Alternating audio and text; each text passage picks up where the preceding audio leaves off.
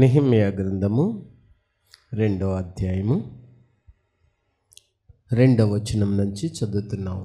కాగా రాజు, నీకు వ్యాధి లేదు కదా, నీ ముఖము విచారముగా నున్నదేమి, నీ హృదయ దుఃఖము చేతనే నాతో అనగా, నేను మిగులు భయపడి రాజు చిరంజీవి అగునగాక,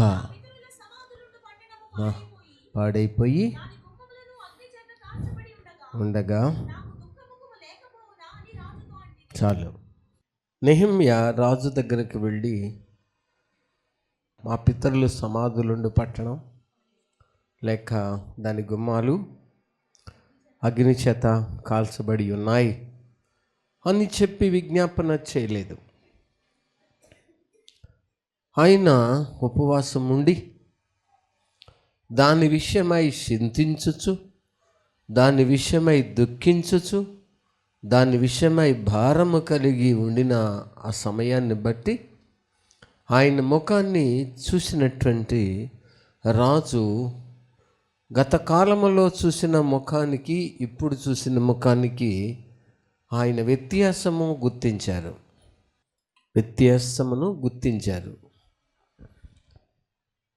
గిన్నె అందించే జాబు ఈయనది, రాజుకు గిన్నె అందించాలి. కానీ రాజు గిన్నె అందించే నెహెమ్యా యొక్క ముఖాన్ని ఆయన పరిశీలించారు.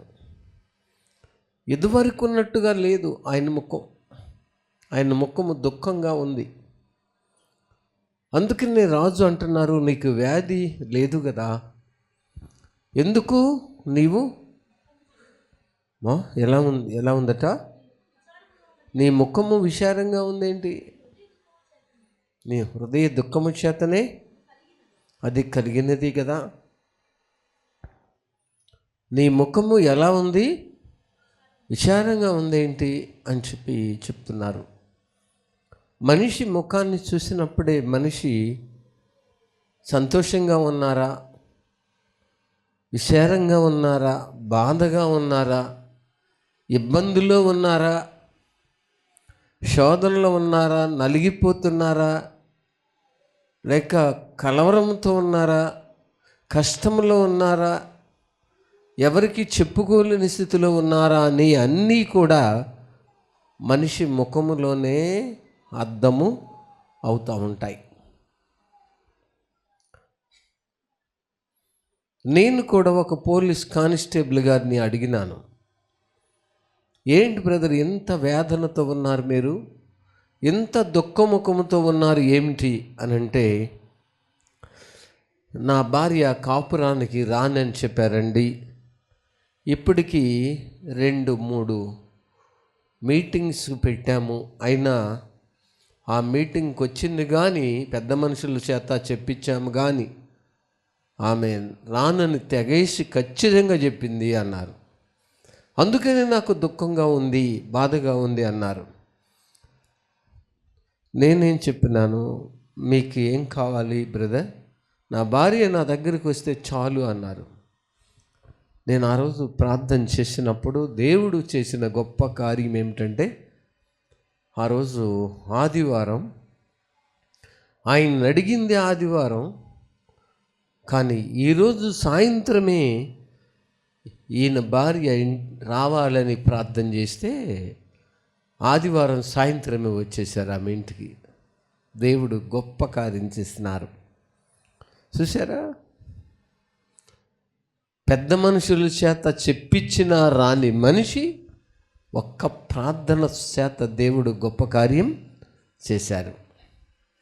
నేను సోమవారం అదే రోడ్డును వెళుతూ ఒకసారి చూసి వెళదాము ఈ గృహమును అని చెప్పి వెళ్ళాను. వెళ్ళేసరికి ఆయనే కనబడ్డారు. ఆయన నా విషయమై చాలా సంతోషిస్తూ కుర్చీ వేసి కూర్చోపెట్టి నాకు చెప్తూ ఉన్నారు, మీరు ప్రార్థించిన దానిని బట్టే ఆదివారం సాయంత్రమే నా భార్య వచ్చింది, ఇదిగో చూడండి అని చెప్పి ఆవిడని పిలిచి చూపించినారు. అవును దేవుని బిడ్డలారా, మనుషుల యొక్క ముఖము వాళ్ళ యొక్క పరిస్థితులను కొంతవరకు తెలియజేస్తుంది. ఏంటి ఈరోజు బాధగా కనబడుతున్నారు ఏంటి బ్రదర్, ఏంటి ఈరోజు మీరు విచారంగా కనబడుతున్నారు ఏంటి సిస్టర్, ఇవన్నీ కూడా మనుషులమైన మనం ఇతరులను చూసినప్పుడు అర్థమయ్యేటువంటి సందర్భాలు. కాబట్టి వేదనతో హృదయం నలిగిపోతున్నప్పుడు, కలవరంతో నలిగిపోతున్నప్పుడు, అసమాధానంతో నలిగిపోతున్నప్పుడు, అప్పుల చేత నలిగిపోతున్నప్పుడు, అనారోగ్యం చేత మనుషులు నలిగిపోతున్నప్పుడు ముఖములో ఆనందాన్ని మనం చూడలేం.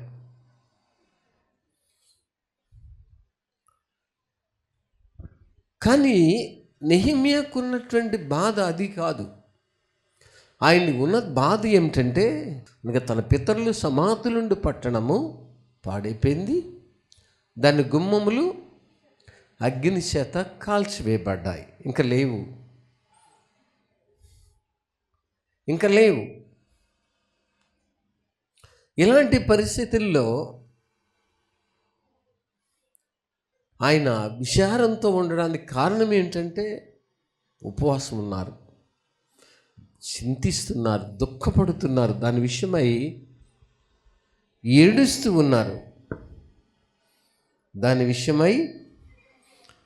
ఉన్నారు. ఎట్లనగా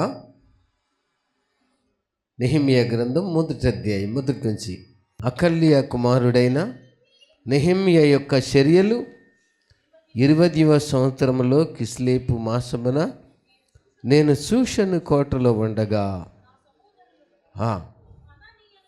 ఒకడును యూదులలో కొందరును వచ్చిరి. చెరపట్టబడిన శేషములో యూదులను వచ్చి అడుగగా పొందుతున్నారు.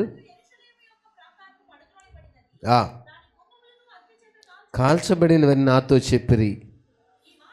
వినినప్పుడు ఏడ్చి ఉపవాసముండి చేసేతని చాలు. ప్రియులారా, ఈయనకున్నటువంటి దుఃఖము చూసారా ఎంత భారంగా ఉందో. ఈ రోజున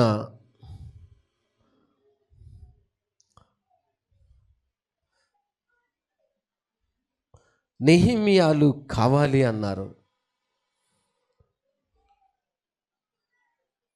యెరూషలేము గుమ్మములు కాల్చబడి ఉండడం, దాని ప్రాకారము పడగొట్టబడి ఉండడం ఆయన వినినప్పుడు ఆయనకి ఎక్కడ లేని బాధ, దుఃఖము కలిగింది. ఈ రోజున మనకు యెరూషలేము గురించి, యెరూషలేము గుమ్మముల గురించి మనం దుఃఖపడి ఏడవలసిన పని ఏమీ లేదు. కానీ మానవుడి యొక్క హృదయం అనే ఈ గుమ్మములు ఏమయ్యాయి? ప్రాకారములు పడద్రోయబడ్డాయి, గుమ్మములు కూడా అగ్ని చేత కాల్చబడ్డాయి. ఎప్పుడైతే ఒక వ్యక్తి యొక్క హృదయం అనే గుమ్మము కాల్చబడి ఆ వ్యక్తి యొక్క ప్రాకారము పడద్రోయబడిందో అప్పుడే మనిషి మళ్ళీ లోకస్తుడు అయిపోతాడు. ఇక అన్యమైన వాతావరణానికి గురైపోతాడు, అన్యుల వలె ప్రవర్తిస్తాడు, అన్యుల వలె మాట్లాడతాడు, అన్యుల్లాగా జీవిస్తాడు. దానికి కారణం ఏమిటంటే అతను చుట్టూ ఉన్న ప్రాకారం ఏమైంది? పడగొట్టబడింది, అతని గుమ్మము కాల్చబడింది. అందువలన గుమ్మము ఒకప్పుడు ఏవి రావాలో ఏవి రాకూడదో తలుపులు వేయబడి ఉండింది. కానీ గుమ్మం ఎప్పుడైతే కాల్చబడిందో ఇక దాని లోపలికి వచ్చేది బయటికి పోయేది దానికి ఇక లిమిట్ లేదు, ఇక అంతా కూడా ఓపెన్గా ఉందన్నమాట. కాబట్టి అందుకనే యేసుక్రీస్తు ప్రభువు చెప్పినారు, మీరు మారు మనసు పొందండి అన్నారు. ప్రాకారము పడగొట్టబడిన వ్యక్తి గుమ్మములు కాల్చబడినటువంటి వారలారా, ప్రాకారములు పడగొట్టబడిన వారలారా, మీరు మారు మనసు పొందండి. మారు మనసు పొందితే అప్పుడు ఏవైతే లోపలికి వచ్చి ఆక్రమించుకున్నాయో అవన్నీ కూడా బయటికి పోవడానికి, మళ్ళీ ప్రాకారము కట్టబడటానికి, మళ్ళా గుమ్మములు నిలపటానికి అవకాశము ఉంది అని చెప్పి మారు మనసు పొందమన్నారు. ఈరోజున చాలామంది మారు మనసు అంటే చాలా బాధపడతారు, చాలా భయపడతారు. ఇదేంటండి, మేము కొన్ని సంవత్సరాల నుంచి యేసు ప్రభువుని నమ్ముకున్నాం, మరొకటి మాకు తెలీదు, కానీ మారు మనసు పొందమంటున్నారేంటి? మేము మారు మనసు పొందాలా? మా పిల్లలు మారు మనసు పొందాలా? మేం మారు మనసు పొందాలా అని అడిగెదరు.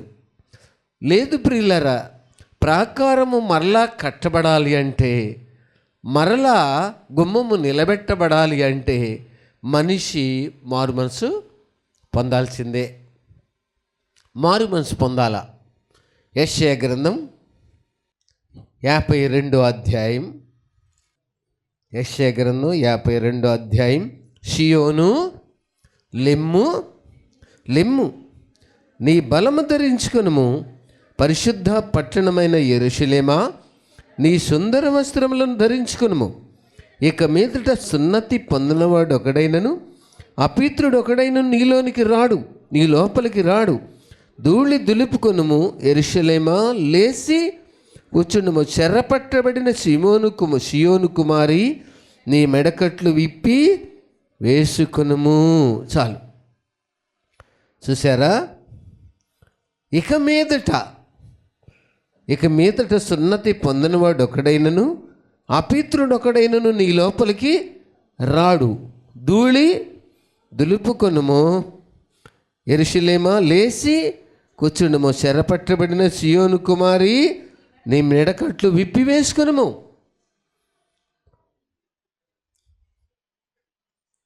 గుమ్మములు, కాల్చబడిన గుమ్మములు మరలా నిలబెట్టినప్పుడు, ప్రాకారము కట్టబడినప్పుడు, ఇక నుంచి నీ లోపలికి అపవిత్రమైనది ఏదియో రాదు. అపవిత్రుడు ఒకడైనను సున్నతి పొందనవాడు ఒకడైన ఇక నీ లోపలికి రాడు. ఎందుకంటే ప్రాకారము పడగొట్టబడినప్పుడు, గుమ్మములు కాల్చబడినప్పుడు ఎన్ని అపవిత్రమైనవి లోపలికి వచ్చినాయో, ఎన్ని అన్యమైనవి అపవిత్రమైనవి మనిషి యొక్క హృదయములోనికి వచ్చినాయో. గుమ్మము కాల్చబడింది, ప్రాకారం పడగొట్టబడింది. ఎన్ని వచ్చినాయో అంటే ఇన్ని వచ్చాయి అని చెప్పడానికి వీలు లేదు. ఎన్నో వచ్చాయి, లోపలికి చాలా వచ్చాయి. అవన్నీ లోపలే ఉంచుకుని మనిషి పైకి నేను దేవుని బిడ్డను అని చెప్పుకొనుట ద్వారా మొదట తనకే సంతృప్తి లేదు, తనకే సంతృప్తి లేదు.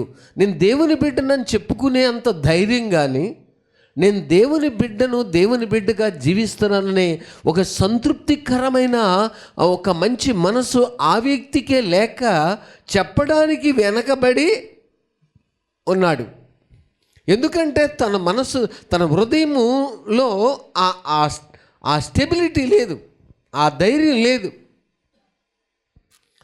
తన హృదయములో ప్రాకారం పడగొట్టబడి గుమ్మం కాల్చబడిన తర్వాత లోకములో ఎన్నున్నాయో అన్నీ వచ్చేసాయి అతనిలోకి.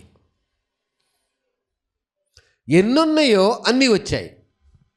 అవన్నీ వచ్చి ఆ వ్యక్తిని ఒక ధైర్యంగా, నేను దేవుని బిడ్డగా, దేవునికి నమ్మకంగా, పవిత్రంగా, పరిశుద్ధంగా, నీతిగా, యథార్థంగా, సత్యవంతుడిగా, సత్యవంతురాలుగా, భయభక్తులు కలిగిన వ్యక్తిగా, మనస్సాక్షి కలిగిన వ్యక్తిగా బ్రతుకుతున్నానని చెప్పగలిగిన ధైర్యము మనిషి కోల్పోయినాడు.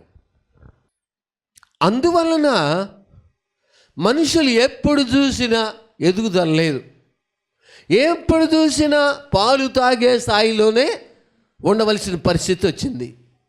బలమైన ఆహారం తినే మనసు ఇంకా రాలా, ఆ హృదయం రాలా. ఎప్పుడు చూసినా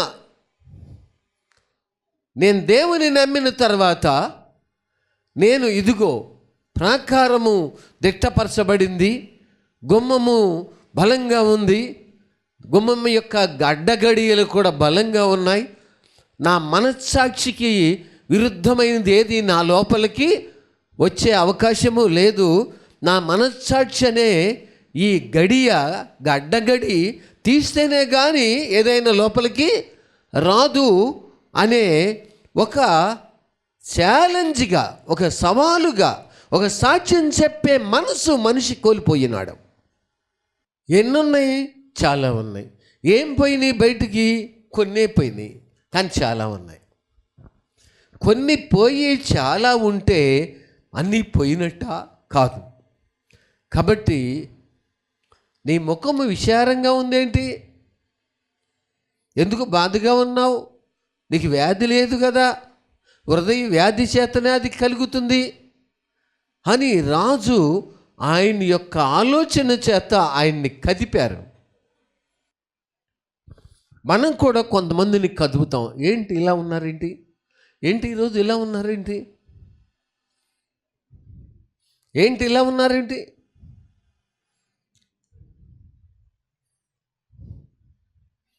మగబిడ్డ పుడతాడని ఆశించాం, కానీ ఆడబిడ్డ పుట్టింది. అందుకని మా ముఖము ఎలా ఉంది? విచారంగా ఉంది. ఎందుకంటే మగబిడ్డ అయితే కర్ర తీసుకుని కొడతాడు, ఆడబిడ్డ అయితే దగ్గర తీసుకుని ప్రేమతో చూస్తారు. కాబట్టి అది మాకు అవసరం లేదు, మమ్మల్ని తరిమి కొట్టేవారే మాకు కావాలి అనేటువంటి ఆలోచన. అట్లానే అందరూ చేయట్లేదు సుమా. కాబట్టి దేవుని బిడ్డలారా, నీ ముఖము విచారంగా ఉందేంటి? ఏమి కోల్పోయినావు? ఏమి పోగొట్టుకున్నావు? ఎందుకు చింతిస్తున్నావు? ఎందుకు వేదన కలిగి ఉన్నావు? దేనిని బట్టి నువ్వు హృదయము నలిగిపోతుంది, కుంగిపోతున్నావు? ఆస్తి లేదనా? ఆస్తి సంపాదించలేదనా? లేక అందరికీ అన్నీ ఉన్నాయి, నాకు ఏమీ లేవనా? దేనికి నీ హృదయము వ్యాధి లేదు కదా, విచారంగా ఉన్నదేంటి నీ ముఖము? కానీ నెహెమ్యా మాట్లాడుతున్న మాట ఆయన రాజును సైతం కూడా లెక్క చేయకుండా, నా పితరులు సమాధులు పట్టణము పడి ఉండగా దాని గుమ్మములు అగ్ని చేత కాల్చబడి ఉండగా నాకు దుఃఖము లేకపోవునా అని రాజుతో నేను అంటిని. రాజుతో నేను అంటిని. ఎంత ధైర్యముగా మాట్లాడినారైనా. నా పితరులు సమాధులుండి పట్టణం పాడైపోయింది. ఈ రోజున సమాధులుండి పట్టణం ఒకవేళ యెరూషలేము పాడైపోయిందేమో, కానీ ఈ రోజున మనిషి హృదయం పాడవుతున్నా, మనిషి యొక్క చూపులు పాడవుతున్నా, మనుషుల ఆలోచనలు పాడైపోతున్నా, మనుషుల ప్రవర్తన పాడైపోతున్నా, మనిషి ఇల్లు వాతావరణం అంతా పాడు చేసుకుంటున్నా, మనిషి శరీరాన్ని పాడు చేసుకుంటున్నా, మనిషి సౌశీల్యాన్ని పాడు చేసుకుంటున్నా, మనిషి దేహాన్ని పాడు చేసుకుంటున్నా, మనిషి కుటుంబాన్ని పాడు చేసుకుంటున్నా, మనుషులు పిల్లల్ని పాడు చేసుకుంటున్నా, దాని గురించి విచారించేవారు ఈ రోజుల్లో చాలా తక్కువగా ఉన్నారు. ఏంటయ్యా విచారంగా ఉన్నావు? ఈ మధ్య నా హృదయము చాలా పాడైపోయిందండి, నా మనసు పాడైపోయింది. అందుకని నా హృదయమును మళ్ళీ లైన్లో పెట్టుకోవడానికి, మరలా పవిత్రంగా ఉంచుకోవడానికి, మరలా తెల్లగా కడుక్కోవడానికి, మరలా పరిశుద్ధముగా చేసుకోవడానికి నేను ఉపవాసం ఉండి ఏడ్చుచూ ప్రార్థన చేసుకుంటున్నా, మళ్ళీ నూతనమైనటువంటి మార్గంలో నేను నడవాలని. అది ఆ వ్యక్తి యొక్క విచారం. ఈ రోజున లోపల ఎలా ఉన్నా మనుషులు పైకి మాత్రం చాలా భక్తి కలిగిన వాళ్ళలాగా నటించుచు చాలా వేషధారులు అయిపోతున్నారు. లోపల ఎలా ఉన్నా పైకి మాత్రం చాలా భక్తి కలిగిన వాళ్ళుగా ఉన్నట్టు నటించటం అనేది నేర్చుకున్నారు. అట్టి వారిని చూసి చాలామంది, ఇదేమి నిన్ను చూస్తేనేమో బార్ షాప్ దగ్గర కనపడ్డాడు, ఈరోజు చూస్తేనేమో చర్చిలో కనపడుతున్నాడు, మొన్న చూస్తేనేమో కోడిపందుల్లో కనపడ్డాడు, ఈరోజు చూస్తేనేమో చర్చిలో పాట పాడుతున్నాడు, మొన్న చూస్తే సినిమా హాల్లో కనపడ్డాడు, ఈరోజు చూస్తే ఇక్కడ చర్చిలో ఏదో అందరితో కలిసి భక్తి గలవాళ్ళలాగా ఏం చేస్తున్నాడు, నటిస్తున్నాడు. ఏంటిది?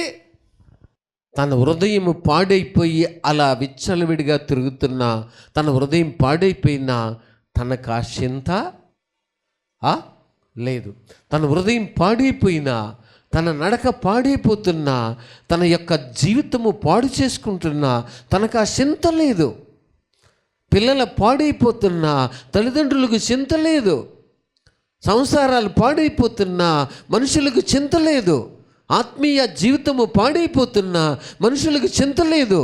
ఆత్మీయ జీవితము అడుగంటిపోతున్నా మనుషులకు చింత లేదు. ఏం సంపాదించాం, ఏం ధరించుకుంటున్నాం, వాళ్ళు ఏం ధరించారు, మేమేం ధరించాం, ఇదే ఆలోచన. వాళ్ళు ఏ స్థితిలో ఉన్నారు, మేము ఆ స్థితిలోకి ఏం చేయాలి, ఇదే స్థితిన. ఈ లోపల మనిషి జీవితం అయిపోద్ది. ఇంకా భక్తి ఎక్కడ? మొదట ఆయన రాజ్యమును నీతిని వెదుకుడి, అప్పుడు అవన్నీ మీకు అనుగ్రహించబడను. అదేమి లేదు. ముందు అర్జెంటుగా ఏదో చేసేయాలి. అది ఆత్మీయంగా నాశనం అయిపోయినా, ఆత్మీయంగా పాడైపోయినా, ఆత్మీయంగా మనిషి యొక్క గుమ్మములు కాల్చబడిన, రూపకల్పన లేకుండా పోయినా, ఏమి బయటికి వెళ్తున్నాయో, ఏమి లోపలికి వస్తున్నాయో, ఏమి ఆ గ్రహింపు అయినా, అన్యుల్లాగా బ్రతుకుతున్నా, అన్యుల్లాగా మాట్లాడుతున్నా, అన్యుల్లాగా జీవిస్తున్నా మనుషులు నువ్వు భక్తిలో ఉన్నావని చెప్పి ముఖస్తుతి చేయాలి. నువ్వు భక్తిలో ఉన్నావు. ఎవరైనా పాడైపోయారని మనుషులు సంఘములో లేక పిల్లల దగ్గర చెప్తే దాన్ని వెంటనే మళ్ళీ కాల్చబడిన గుమ్మము దగ్గరికి వెళ్ళి, కాల్చబడిన గుమ్మానికి నువ్వు కాలిపోయావంట అని చెప్పి ఏం చేస్తున్నారు, మనుషులు ప్రచారము చేస్తున్నారు. నువ్వు కాలిపోయావంట, నీ గుమ్మము కాలిపోయిందంట, నీ ప్రాకారం పడగొట్టబడిందంట చెప్తున్నారు, చర్చిలో అంటున్నారు. ఎవరు చెప్పాలి? ఎందుకు చెప్పాలి? ఎవరు చెప్తారు? భూమి మీద బ్రతికున్నప్పుడే నీ గురించి నీకు లేక మరొకరి గురించి దేవుని సన్నిధిలో చెప్పిన దానికే మనిషి సహించుకోలేకపోతే డైరెక్ట్గా నిన్ను పిలిచి చెప్తే నువ్వేం చేయి? నువ్వు సహించుకోగలవా? సహించుకోగలడా? కొంతమంది డాక్టర్లు నీతో సహాయంగా ఎవరు వచ్చారా అంటారు. మా అన్నయ్య వచ్చాడు, మా అమ్మ వచ్చాడు, లేకపోతే ఎవరో వచ్చారని చెప్తారు. సరే, వాళ్ళని పిలిచి మీ పేషెంట్కి ఇలాంటి వ్యాధి ఉంది, ఓ 10 days మాత్రమే బతుకుతాడని వాళ్ళకి చెప్తాడు. డైరెక్ట్గా చెప్తే ఏమైపోతాడని, మరి తొందరగా వెళ్ళిపోతాడని భయం. ఈ రోజున గుమ్మము కాలిపోయింది బిడ్డ, నీ ప్రాకారము పడగొట్టబడింది, నీ బ్రతుకును పాడు చేసుకున్నావు, నీ ఆత్మీయ జీవితాన్ని పాడు చేసుకున్నావు, నీ కుటుంబాన్ని పాడు చేసుకున్నావు, నీ లైఫ్ని పాడు చేసుకున్నావు, దేవునికి నీకున్న సంబంధము పాడు చేసుకున్నావని చెప్తే మనుషులు దానిని మరొక రకంగా వక్రీకరించి ఎవరికి చెప్పకూడదో వాళ్ళకి చెప్పి మనుషులు మరి ఎక్కువగా పాడైపోవటానికి ఏం చేస్తున్నారు? ప్రయాస పడుతున్నారు. మరి ఎక్కువగా పాడు చేసుకోవడానికి ప్రయాసపడుతున్నారు. ప్రియమైన దేవుని బిడ్డలారా, నెహెమ్యా అట్టి వ్యక్తి కాదు. విన్నారు, ఇలా మన పితరులు ఇలాంటి పరిస్థితి అయిపోయింది, గుమ్మము కాలిపోయింది, ఇలా ప్రాకారములు పడగొట్టబడ్డాయి, చాలా శ్రమలు ఉన్నామని చెప్తే ఆయన ఉపవాసం ఉండి ప్రార్థన చేశారు. నువ్వు కూడా ఎవరైనా నష్టపోయారని తెలిస్తే ఏం చేయి? ఉపవాసం ఉండి ప్రార్థన చేయి. దేవుని పిల్లలు ఏదో చెప్పారని దాన్ని మరొకరికి చెప్పే విధంగా నువ్వు ప్రయత్నం చేస్తే, అంటే నువ్వు దేవుని పక్షంగా ఉన్నావా? గుమ్మములు కాలిపోయి ప్రాకారములు పడగొట్టబడిన వారి విషయములో వారికి నువ్వు సహకారిగా ఉన్నావా? పాడైపోయినట్టు నీకు తెలిస్తే ఉపవాసం ఉండు, ప్రార్థన చెయ్యి. వారు కూడా దేవుని యొక్క వాతావరణములో ప్రాకారములో కష్టపడి గుమ్మములు మరలా నిలబెట్టబడేటట్టు ప్రార్థన చెయ్యి. ప్రభా, బల నమ్మకమైన మంచి దాసుడా అని చెప్పాలని మీ యొక్క ఉద్దేశము కదా తండ్రి. మమ్మల్ని దర్శించము, మా బిడ్డలను దర్శించము. నమ్మకమైన వానికి మెండైన దీవెన. దూరము నుండి పరిగెత్తుకుంటూ ఒక వ్యక్తి వస్తూ ఉన్నాడు. ఎవరు వస్తున్నారయ్యా? కావలి వాడిని అడిగితే పలానా వ్యక్తిలాగా ఉన్నాడంటే దావీదు అంటున్నారు, అతను మంచివాడు, అతన్ని రానివ్వండి. దావీదు నోట మంచివాడు అని చెప్పబడుతున్నారు. ప్రభువా, ఈరోజు నీ గురించి సేవకులు మంచి అబ్బాయి, మంచి అమ్మాయి అని చెప్పాలని నీకు ఇష్టం లేదా? ఇతను కొండెములు చెప్పేవాడు, ఈ అమ్మాయి కొండెములు చెప్పుద్ది. ఈ అమ్మాయి సంఘములో సరైన స్థితి లేదు, ఈ అమ్మాయి గురించి మంచి సాక్ష్యం చెప్పలేము అనేలాగా మేము చెప్పాలని నువ్వు కోరుకుంటున్నావా? మేము ఏ వ్యక్తి గురించి అయినా ఒక చిన్న మాట దేవుని చిత్తము కానిది వ్యతిరేకంగా ఏదైనా చెప్పినట్టయితే దేవుడు వెంటనే పనిష్మెంట్ ఇచ్చునని మాకు తెలుసు కదా. మాకు పనిష్మెంట్ ఇచ్చున్నావు, వెంటనే గద్దించును కదా. ప్రభువా,